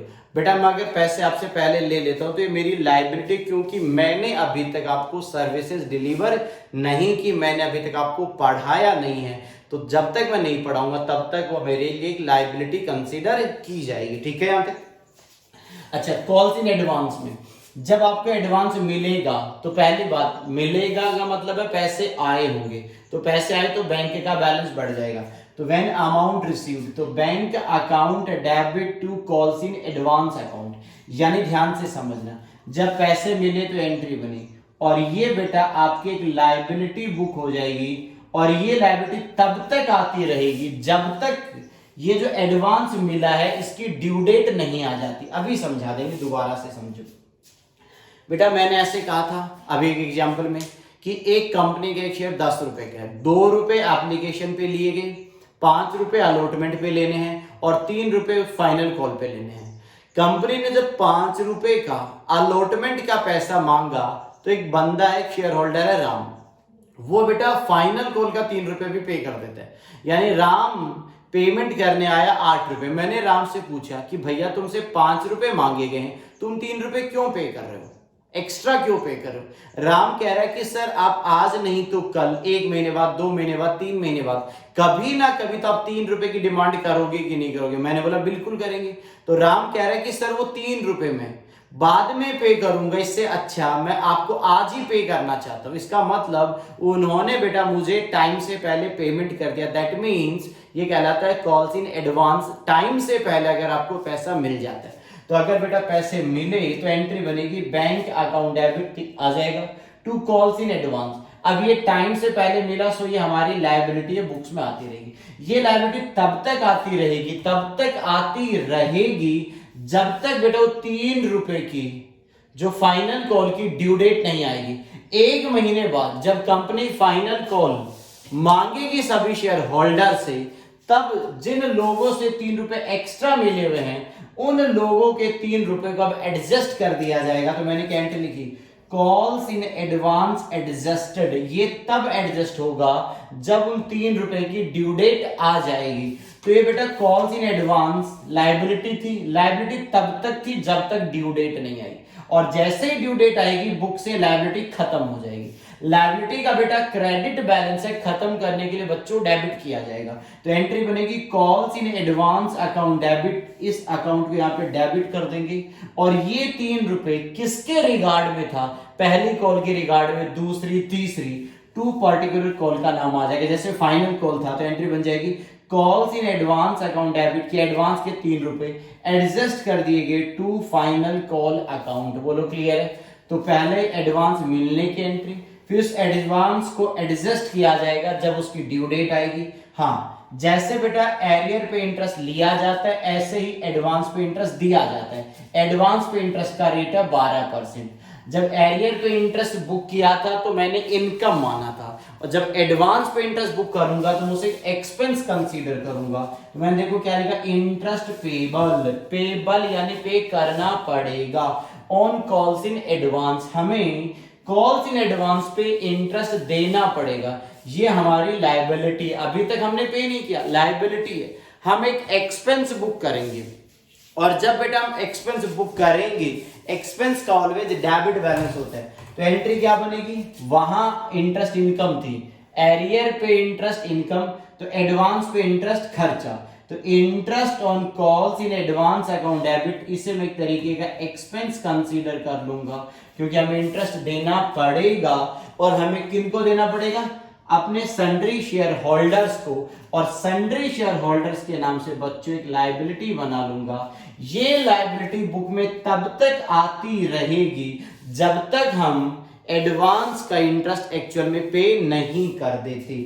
अगली एंट्री है कि आपने उस इंटरेस्ट का पेमेंट भी कर दिया, और जैसे बच्चों इंटरेस्ट पे करोगे एक सिंपल एंट्री बनेगी, sundry share holders account debit, ये लायबिलिटी अब खत्म हो जाएगी, और पेमेंट करोगे तो बैंक से पैसे चले जाएंगे। बोलो हाँ या ना। तो एडवांस में क्या क्या एंट्री हुई, एडवांस में पैसे मिले, फिर उस एडवांस को एडजस्ट करेंगे जब उस रिस्पेक्टिव कॉल की ड्यू डेट आ जाएगी तब, फिर हमें उसका इंटरेस्ट बुक करना है कि एडवांस पे इंटरेस्ट कितना बनता है वो बुक कर लेना है, फिर उस इंटरेस्ट को पे करने की एंट्री। एक एंट्री बेटा यहाँ और बन सकती है, सर क्या, बेटा ध्यान से देखो, ये इंटरेस्ट कंपनी के लिए एक्सपेंस है, जैसा कि मैंने यहाँ पे लिखा हुआ भी है। एक्सपेंस हमेशा हमारे प्रॉफिट एंड लॉस अकाउंट में ट्रांसफर होते हैं। लास्ट में जब आप इस इंटरेस्ट को P&L में ट्रांसफर करते हो या करना चाहते हो ईयर एंड पे, तो एक एंट्री बन सकती है profit and loss account debit to interest on calls in advance account. एक लास्ट एंट्री और बन सकती है क्या, P&L account debit to interest on calls in advance. तो इस तरीके से एरियर की एंट्रीज लिखवाई, उनको समझाया, एडवांस की एंट्रीज लिखवाई, उनको समझाया। अगर आपको कोई डाउट है किसी तरीके का तो बेटा बोलो। ये एंट्री हम ऑलरेडी समझ चुके हैं, इन एंट्रीज में आपको कोई डाउट नहीं होगा। एरियर कैसे बुक होता है, कैसे इंटरेस्ट बनता है, कैसे पेमेंट होता है, कैसे एरियर का इंटरेस्ट P&L में जाता है, अगर एरियर का पैसा मिलेगा तो क्या एंट्री बनेगी, bank to calls in arrears. Advance में पहले पैसे आए, लायबिलिटी बुक होगी, फिर उस एडवांस के अमाउंट को एडजस्ट किया जाएगा जब उसकी ड्यू डेट आ जाएगी, फिर उस पे इंटरेस्ट पेबल यानी इंटरेस्ट कैलकुलेट करेंगे, 12% से इंटरेस्ट खर्च है। Interest on calls in advance account debit to sundry share holder, ये लायबिलिटी तब तक आती रहेगी जब तक आप पेमेंट नहीं करोगे। जैसे पेमेंट करोगे sundry share holders account to bank account. बोलो हाँ या ना। तो ये एंट्रीज, और आप इस इंटरेस्ट को P&L में भी ट्रांसफर कर सकते हो। क्या एंट्री बनाओगे, profit and loss account debit to interest on calls in advance account. ये सारी एंट्रीज बेटा कॉल्स इन एरियर और कॉल्स इन एडवांस को लेकर हमने आपको करवाई। जल्दी से आप इन एंट्रीज को एक बार देखो। इसके बाद में बेटा मैं आपको कुछ आगे की बातें समझाऊंगा, बट मैं चाहूंगा कि एक बार यहां तक की बातें आप पढ़कर देखो। अगर आपके मन में कोई डाउट है तो हमसे डिस्कस करो, और नहीं है तो मैं आपको एक प्रॉब्लम करवाऊंगा, और ये जो प्रॉब्लम करवाने वाला हूं ये मैंने जो आपको क्लास के अंदर बुक दी हुई है उस बुक का प्रॉब्लम नंबर 1 है। सभी स्टूडेंट प्रॉब्लम नंबर 1 निकालेंगे और प्रॉब्लम नंबर 1 के साथ हम कुछ एंट्रीज समझेंगे, कुछ एंट्रीज करने वाले हैं। तो जल्दी से एक बार एंट्रीज को रीड करो, सारे कंसेप्ट को पढ़ो और फिर बुक निकालो, उसमें प्रॉब्लम नंबर 1 पे आ जाओ। ठीक है, इश्यू ऑफ शेयर कैपिटल के चैप्टर पे, और उस प्रॉब्लम को करवाते हैं। हाँ जी बच्चों, तो अभी हमने जनरल एंट्रीज आपको करवाई और बेसिक एंट्रीज के साथ साथ मैंने आपको calls in arrears, calls in advance की एंट्रीज भी करवाई। अभी बेटा मैं आपको एक प्रॉब्लम करवाने वाला हूँ। अब अपनी बुक निकालेंगे और उसमें प्रॉब्लम नंबर 1 देखेंगे सब स्टूडेंट। तो सभी बच्चे प्रॉब्लम नंबर 1 पे आ जाओ। इस प्रॉब्लम के अंदर आपको क्या देखने को मिलेगा कि यहाँ पर दो अलग अलग शेयर्स इश्यू हो रहे हैं। एक इक्विटी इश्यू होगा और एक प्रेफरेंस होगा। एक पार पे इश्यू किया जाएगा, दूसरा प्रीमियम पे किया जाएगा। इसका मतलब इसी प्रॉब्लम से आपको पार की जर्नल एंट्री भी रिवाइज हो जाएंगी, प्रीमियम की। इसी प्रॉब्लम के अंदर आप देखोगे बाद में वो बोलेगा कि कुछ लोगों ने टाइम से पहले पेमेंट कर दिया, यानी कॉल्स इन एडवांस का भी कंसेप्ट आएगा बच्चों, और कॉल्स इन एरियर्स का भी कंसेप्ट यहाँ पे लगने वाला है। हाँ, इस प्रॉब्लम को रीड करना स्टार्ट करते हैं। प्रॉब्लम नंबर 1 पढ़ो बेटा, क्या कह रहे हैं। 1 April Abhinav limited issued 80,000 equity shares of ₹25 each at par. ये कह रहा है अभिनव लिमिटेड एक कंपनी है जिन्होंने 80,000 इक्विटी शेयर्स इश्यू करने का डिसाइड किया है और पार वैल्यू पे इश्यू होगा। एक इक्विटी 25 रुपए का है, जिसमें से आगे कह रहा है 1,20,000 12% preference shares of ₹15 each eight 12% premium, और वो 12% प्रीमियम पे इश्यू होगा। तो ऐसे कह सकते हैं यहाँ पे दो शेयर इश्यू हो रहे हैं। बेटा ध्यान देना, एक जो इश्यू किया जाएगा उसका नाम होगा इक्विटी और दूसरा जो इश्यू किया जाएगा वो होंगे प्रेफरेंस। ठीक है सर, इक्विटी जो इश्यू हो रहे हैं बेटा वो हो रहे हैं 80,000 शेयर्स और 25 पे इश्यू किया जाएगा, दैट मींस पार वैल्यू पे। पार वैल्यू का मतलब जितने का वो है, यानी 80,000 शेयर्स 25-25 वाले हैं और 25-25 पे इश्यू होंगे। प्रेफरेंस को लेकर बोला गया है 1,20,000 प्रेफरेंस इश्यू किए जाएंगे और आगे कहता है कि वो प्रेफरेंस इश्यू किया जाएगा 12% प्रीमियम पे, यानी 12% प्रीमियम देना पड़ेगा। अब बेटा एक प्रेफरेंस 15 रुपए का है, 15 का 12% निकालोगे तो 1.8 आएगा। इसका मतलब 16.8 पे इश्यू किया जाएगा। दोबारा समझो, एक इक्विटी 25 रुपीज का है, 25 पे इश्यू हो रहा है, और एक प्रेफरेंस जो है बेटा वो एक प्रेफरेंस जो है वो 15 रुपए का है, बट 12% प्रीमियम पे इश्यू हो रहा है, दैट मीन्स ₹1.80 प्रीमियम है, तो 16.8 पे इश्यू किया गया। आगे पढ़ो। The amount payable in respect of these shares were as under. अब ये 25 कैसे मिलेंगे और ₹16.80 कैसे मिलेंगे, इनके बारे में इन्होंने नीचे बताया। इक्विटी शेयर को लेकर क्या कहा, ₹5 on application, ₹10 on allotment and ₹5 each on 2 calls to be made on September and December. इसका मतलब क्या हुआ, ये जो 25 रुपीज है इसको लेकर बेटा उन्होंने क्या कहा, 25 को लेकर उन्होंने कहा कि कुछ एप्लीकेशन पे मिलेंगे, कुछ बेटा अलॉटमेंट पे मिलेंगे, कुछ बेटा पहली कॉल पे दिया जाएगा और कुछ बेटा आपकी फाइनल कॉल पे दिए जाएंगे। इस तरीके से इसको हम छोटे छोटे पार्ट्स में रिसीव करेंगे। जैसे बताओ सर, एप्लीकेशन पे मिलेंगे 5 रुपए, तो 5 एप्लीकेशन पे, 10 रुपए अलॉटमेंट पे और 5-5 रुपए की पहली और फाइनल 2 कॉल्स हो जाएंगी। इस तरीके से टोटल हो गए आपके 25 रुपीज। और आगे क्या कहता है, preference shares entire amount payable on application, और ये पूरा पैसा एप्लीकेशन पे ही मिल जाएगा। ओके सर, तो अभी तक हमें क्या समझ में आया, हमें ये समझ में आया कि इक्विटी पार पे इश्यू किए गए हैं, बट इक्विटी का पेमेंट अलग अलग इंस्टॉलमेंट में होना है, बट प्रेफरेंस प्रीमियम पे इश्यू हुआ है और सारा पैसा एप्लीकेशन के साथ ही लेना है। हाँ, इन्होंने डेट भी अगर आप चाहो तो ये 5 रुपए मिलेंगे 1 सितंबर को और ये 5 रुपए मिलेंगे 1 दिसंबर को। कुछ भी नहीं बेटा, जैसा जैसा बोला मैंने वैसे वैसे नोटिंग कर दी। आगे पढ़ना स्टार्ट करो, क्या कहते हैं। The entire issue was duly subscribed and the company allotted the shares, यानी सभी शेयर्स को पब्लिक ने सब्सक्राइब कर लिया और हमने इश्यू कर दी। आगे क्या कह रहा है, call on equity shares as planned, कह रहा है इक्विटी शेयर्स की जो भी प्लानिंग की हमारी कि इस डेट को पैसे मांगने हैं कॉल्स के, हमने वो पैसे मांगे।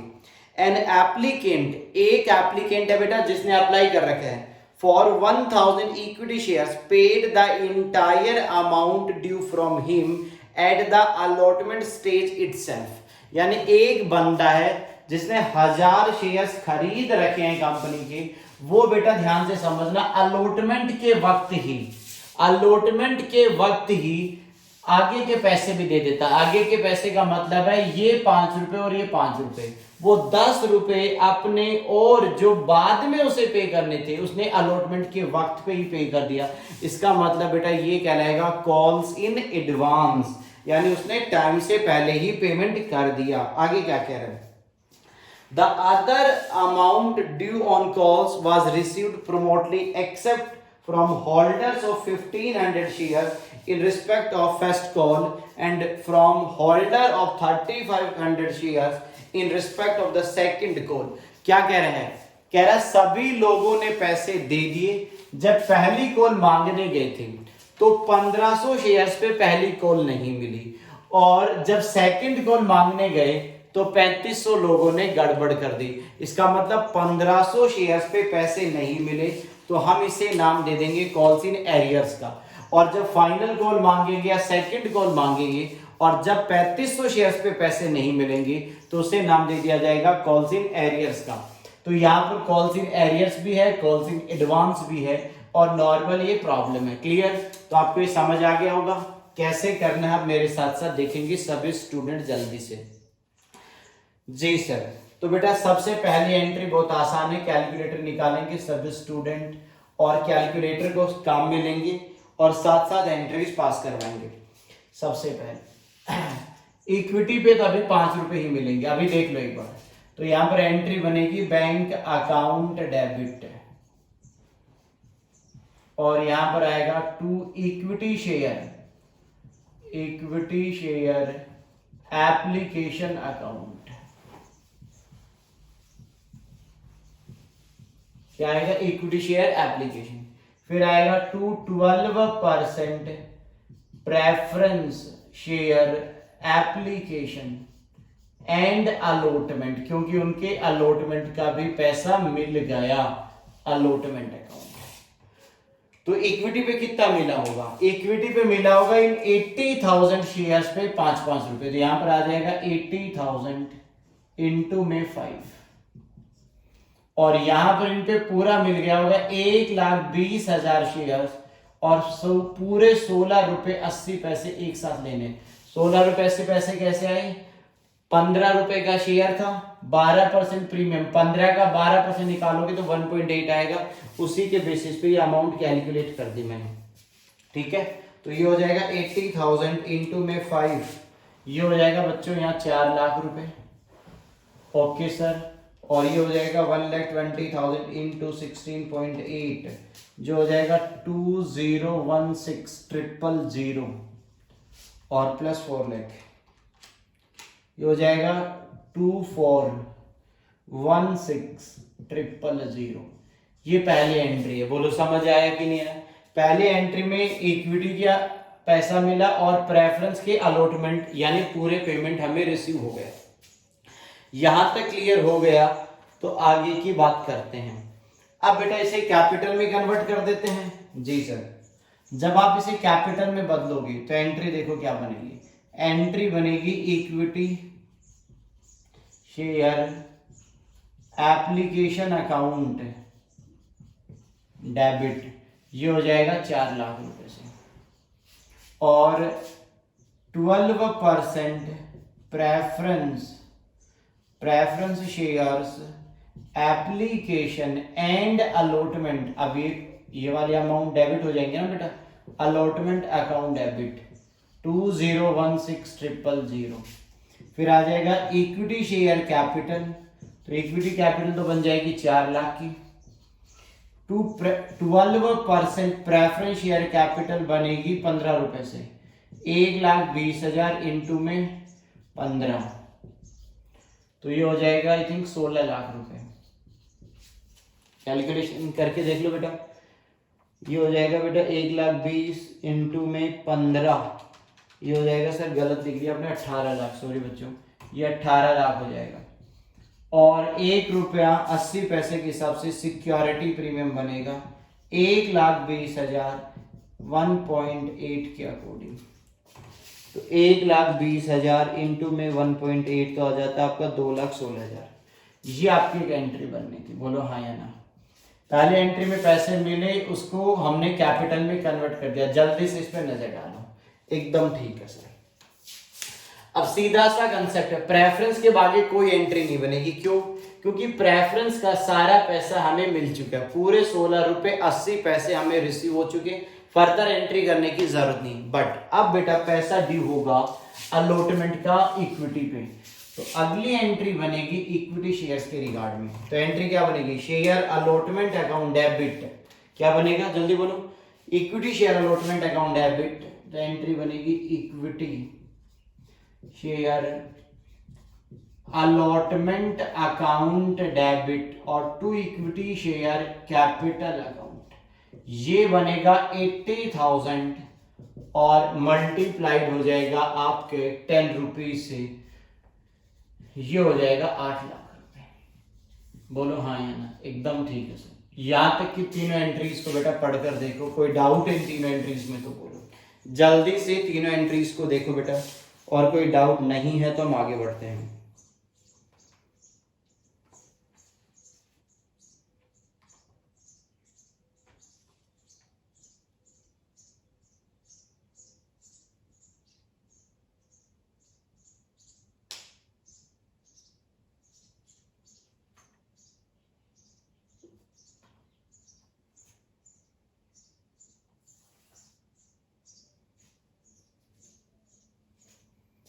ठीक है जी सर। अब क्या होगा? अब बेटा देखो, इन्होंने बोला कि जब अलॉटमेंट का वक्त था तो एक बंदा जिसके पास 1000 शेयर्स थे, उन्होंने बेटा ये 5-5 रुपए भी पे कर दिए, यानी कॉल्स इन एडवांस भी आ जाएगा। कोई बात नहीं, अभी मैं आपको एंट्री करके दिखाता हूँ। तो अब इसकी रिसीव करने की एंट्री में यहाँ साइड में कर देता हूँ, 4th एंट्री। यहां पर एंट्री बनेगी बैंक अकाउंट डेबिट और 2 आ जाएगा share allotment, share allotment account, और यहां पर आ जाएगा कॉल्स इन एडवांस। तो सबसे पहले तो आप ये समझो, एक एप्लीकेंट जिसके पास 1000 शेयर्स हैं, वो बेटा एडवांस पेमेंट कर रहा है दोनों कॉल्स को लेकर, 5 रुपए इसके और 5 रुपए इसके, यानी इसने पूरे 10 रुपए पे कर दिए। तो मैं इसको डायरेक्टली 10 से मल्टीप्लाई कर रहा हूं। 10 से क्यों किया दोबारा से समझ लो। 5 रुपए पहली कॉल के भी पे कर दिए और 5 रुपए फाइनल कॉल यानी सेकंड कॉल। तो यहां पर आ जाएगा 10,000 और अलॉटमेंट का पैसा था 8 लाख, तो ये होना चाहिए 8,10,000। जल्दी से इस एंट्री को देखो, पढ़कर देखो बेटा एक बार प्रॉब्लम को। क्या एंट्री ठीक है?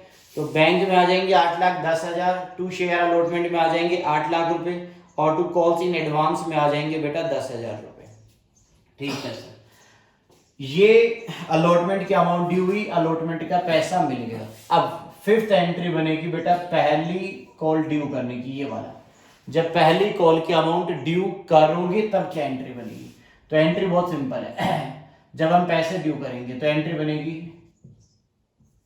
यहां पर एंट्री बनेगी इक्विटी शेयर, जो भी कॉल का नाम वो आ जाएगा इक्विटी शेयर,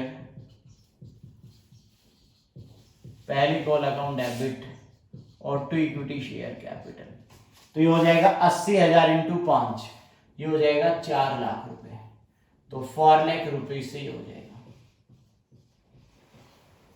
ठीक है सर, बट अब बेटा 2 चीजें हैं। अब इनमें से इस 4 लाख में से कुछ तो आपको यहां पर एडवांस में मिल रखा है, कुछ तो एडवांस में मिल रखा है, तो आप एडवांस को एडजस्ट करो। और इस वक्त 1500 शेयर होल्डर्स 1500 शेयर्स के लिए आपको पैसा भी नहीं मिलेगा, तो कोई टेंशन नहीं। आप एक बार ऐसे देखो, तो बैंक अकाउंट डेबिट, पहले इसको छोड़ दो, अमाउंट नहीं, बैंक अकाउंट डेबिट कर देते हैं। अब एक बात, तो इस कॉल्स इन एडवांस ये हमारी लायबिलिटी है। मैंने आपको बताया था एडवांस के एंट्रीज के वक्त ये लायबिलिटी तब तक रहेगी जब तक उस कॉल की ड्यू डेट नहीं आएगी। अब इस 10,000 में से 5,000 की तो ड्यू डेट आ गई, तो इस 5,000 से इस लायबिलिटी को खत्म करो, तो एंट्री बनेगी calls in advance account debit. दोबारा से समझ लेना बेटा, इस 10,000 के दो टुकड़े हैं ना, 5,000 पहली कॉल के लिए है और 5,000 सेकंड कॉल के लिए है। तो अब पहली कॉल की तो ड्यू डेट आ चुकी ना, तो 5,000 तो यहाँ पे डेबिट हो जाएंगे, जो यहाँ क्रेडिट था वो अब डेबिट हो गए। और 2 आ जाएगा इक्विटी शेयर, इक्विटी शेयर। और कुछ लोगों ने पेमेंट नहीं किया, नंबर चेक करना बेटा, कितने लोगों ने पेमेंट नहीं किया? सर नहीं किया 1500 लोगों ने। तो उसे जब 1500 लोगों ने नहीं पेमेंट किया तो कॉल्स इन एरियर में ट्रांसफर कर देंगे। कहां ट्रांसफर कर देंगे? Calls in arrears account. नहीं बताया तो कॉल्स इन एरियर में चला जाएगा। 1500 शेयर्स पे 5-5 रुपए नहीं मिले, ये हो जाएगा 7500, ठीक है। और ये आ जाएगा पूरे 4 लाख। और बैलेंस जो बचा वो आपको मिल गया होगा, बैलेंसिंग फिगर देखो, ये 5,000 पहले ही मिल चुके थे तो दोबारा थोड़ी मिलेंगे। इन लोगों ने पेमेंट ही नहीं किया तो कॉल्स इन एरियर में ट्रांसफर हो जाएंगे 7,500 रुपए। ये अब बचे हुए 4 लाख में से मिल जाएंगे, तो 4 लाख रुपए में से 5,000 एडवांस वाला हटा दो, 7,500 आप एरियर वाला हटा दो, तो आपको मिलेंगे 3,87,500। दोबारा से समझो बेटा, हमें यहाँ पर 4 लाख रुपए मिलने थे पहली कॉल के, उसमें से 5,000 रुपए में ऑलरेडी मिल चुके। इसका मतलब 4 लाख रुपए में से 5,000 आपको पहले से ही मिल चुके हैं, तो आपको टोटल कितना मिलना बाकी था? 3,95,000। और 395 के अंदर भी एक और बात होगी, क्या? उन 395 के अंदर भी अगर आप देखोगे 395 में, तो 1500 शेयर्स पे लोगों ने पेमेंट ही नहीं किया, पैसा बकाया रह गया, तो 1500 इंटू 5 7500। तो ये कह सकते हैं 4,95,000 आने थे, उसमें से भी 7,500 नहीं आए, तो हमें कितने मिले होंगे? 3,87,500 हमें मिल गया होगा। क्लियर? अब 7वीं एंट्री बनेगी बेटा फाइनल, यानी सेकंड कॉल ड्यू करने की, 7th एंट्री। तो यहां पर बनेगा equity share, equity share second call account debit. Second call बोल दो, फाइनल कॉल बोल दो, एक ही बात है। ये भी अमाउंट सेम होगी, इक्विटी शेयर कैपिटल। यहां पर भी 4 लाख और 4 लाख, इसको लेकर भी सेम है। इसमें से 5,000 तो पहले से मिले हुए हैं, सेकंड कॉल के भी 5,000 मिले हुए थे, तो इसमें से 395 आने थे। अब कितने लोगों ने नहीं दिया वो आप देख लो। तो बैंक अकाउंट डेबिट, अभी रुक जाओ, बैंक अकाउंट में कितना आएगा मालूम नहीं, बट ये जरूर पता है कि कॉल्स इन एडवांस जो था वो हमारा 5,000 था, तो उस कॉल्स इन एडवांस को अब यूज कर लिया जाएगा।